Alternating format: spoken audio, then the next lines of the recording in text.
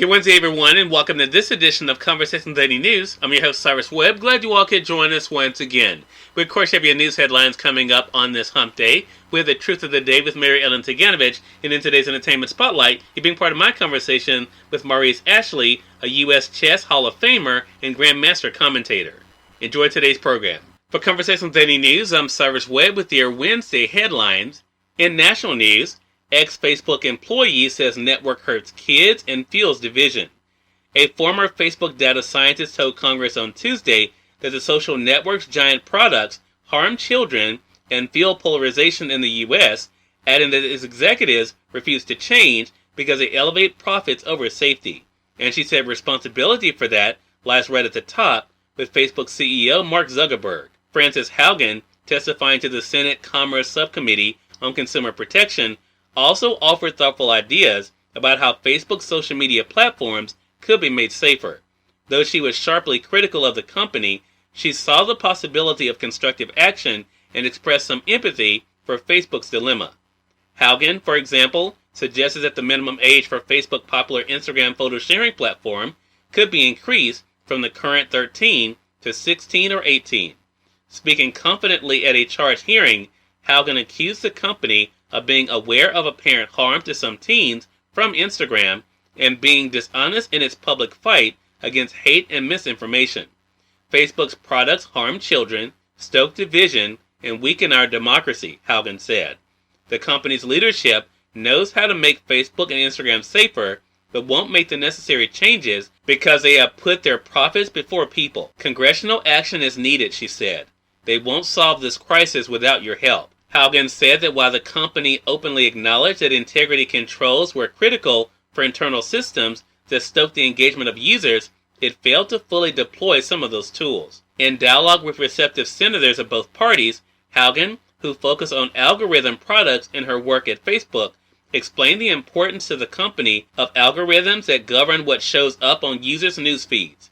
She said a 2018 change to the content flow contributed to more divisiveness and ill will in a network created to bring people closer together. In more national news, Biden, eager to get out of D.C., pushed benefits of spending plan. President Joe Biden is shifting strategy to sell his ambitious social spending plans by traveling outside Washington and courting moderate Democrats who are key to hopes for any deal. With his agenda in jeopardy on Capitol Hill, Biden on Tuesday visited the Michigan district of a moderate Democratic lawmaker who has urged him to promote his proposals more aggressively to the public.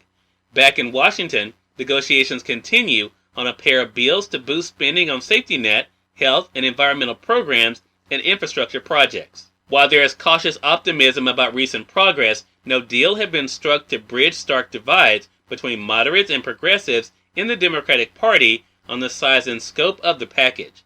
In recent weeks, as House Speaker Nancy Pelosi worked unsuccessfully to secure passage of the bills, Biden stayed in Washington to talk with lawmakers and work phones. Now he's trying to put the public focus on popular components of the bills rather than the inside the Beltway debate over their price tag. In more national news, rural Alaska at risk as COVID surge swamps faraway hospitals. One Alaska native village knew what to do to keep out COVID-19. They put up a gate on the only road in town and guarded it round the clock. It was the same idea used a century ago in some isolated indigenous villages to protect people from outsiders during another deadly pandemic, the Spanish flu. It largely worked. Only one person died of COVID-19 and 20 people got sick, but the battle against the coronavirus isn't over. The highly contagious Delta variant is spreading across Alaska, driving one of the nation's sharpest upticks in infections and posing risk for remote outposts where the closest hospital is hours away. The COVID-19 surge is worsened by Alaska's limited healthcare system that largely relies on hospitals in Anchorage, the biggest city. And finally, in entertainment news, Russian film crew in orbit to make first movie in space.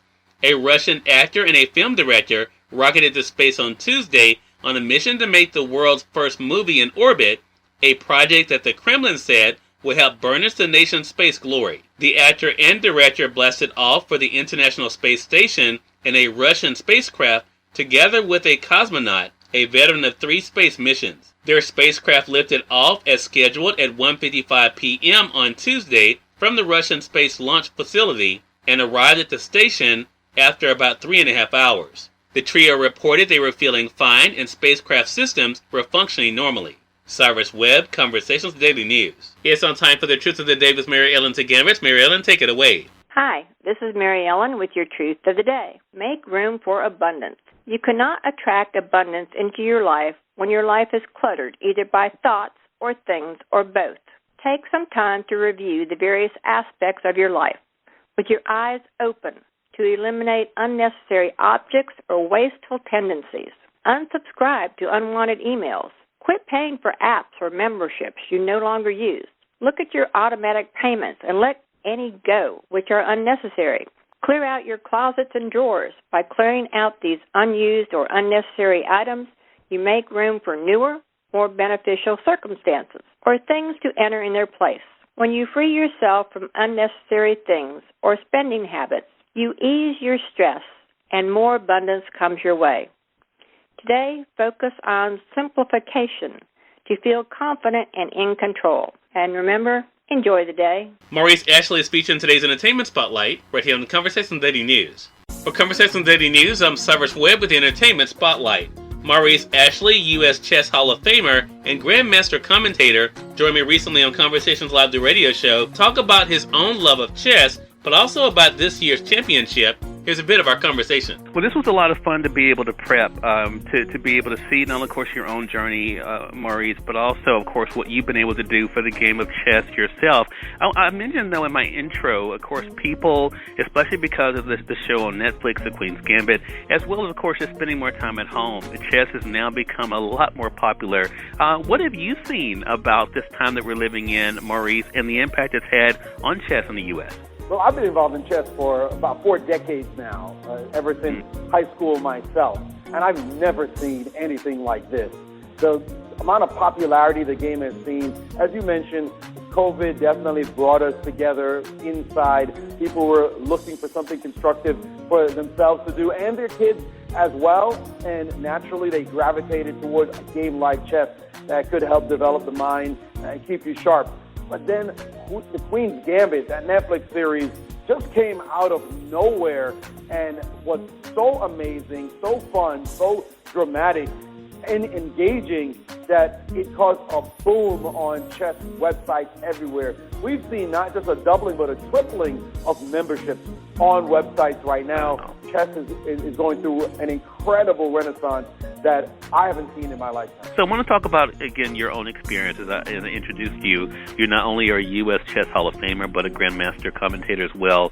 Talk to us about that experience for you. What was it like for you to be inducted into the World Hall of Fame class? Well, I was inducted to the U.S. Chess Hall of Fame back in 2016.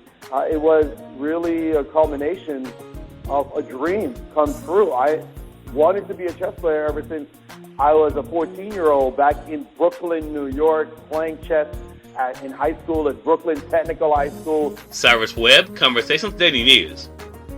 We thank you all for tuning in to this edition of Conversations Daily News. But we'll have you guys on tomorrow's more news, Truth of the Day with Mary Ellen Ciganovich, and of course your Entertainment Spotlight.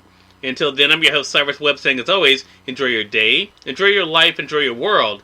Thank you all for choosing Conversations Daily News today. Let's make today amazing. Take care.